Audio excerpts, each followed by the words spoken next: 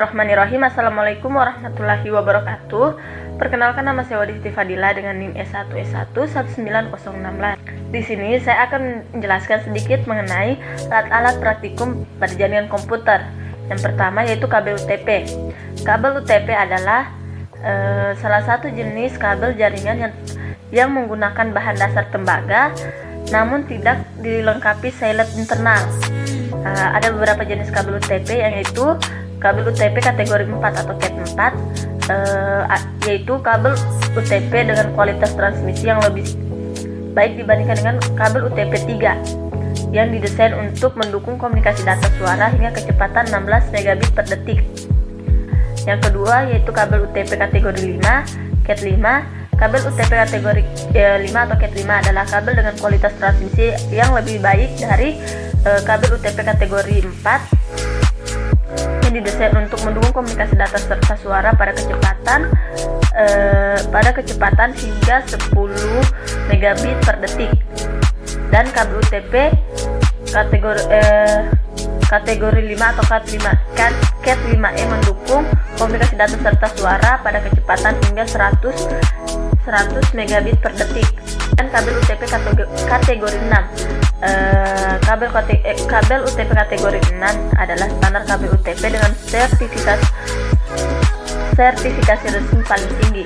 Untuk kabel UTP Cat 5, Cat 5e dan Cat 6 terdapat 8 warna kabel, diantaranya yaitu hijau putih, orange dan orange putih, warna coklat dan coklat putih yang berfungsi untuk mengantarkan arus DC, serta biru dan biru putih yang berfungsi mengantarkan paket suara. Kemudian yaitu RJ11. RJ11 berfungsi sebagai konektor dari kabel UTP Cat 4. Yang ketiga yaitu RJ45. RJ45 berfungsi sebagai konektor dari kabel UTP Cat 5, Cat 5e dan Cat 6. Yang keempat, fiber optik outdoor dan indoor. Fiber optik outdoor berfungsi untuk mentransmisikan sinyal cahaya dari satu tempat ke tempat lainnya. Yang kelima, tank creaming.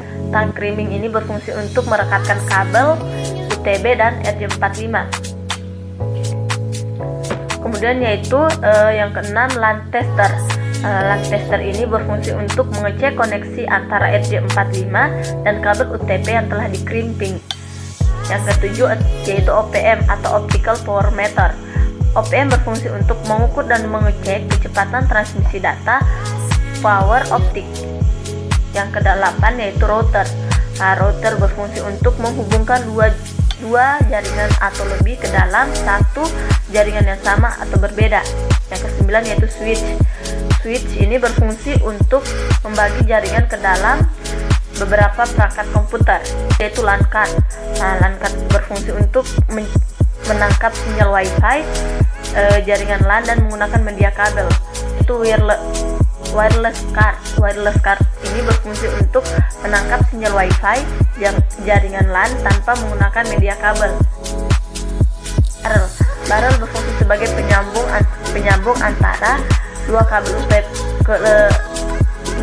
UTP. Baik, mungkin itu saja dari saya. Lebih dan kurangnya mohon dimaafkan. Wassalamualaikum warahmatullahi wabarakatuh.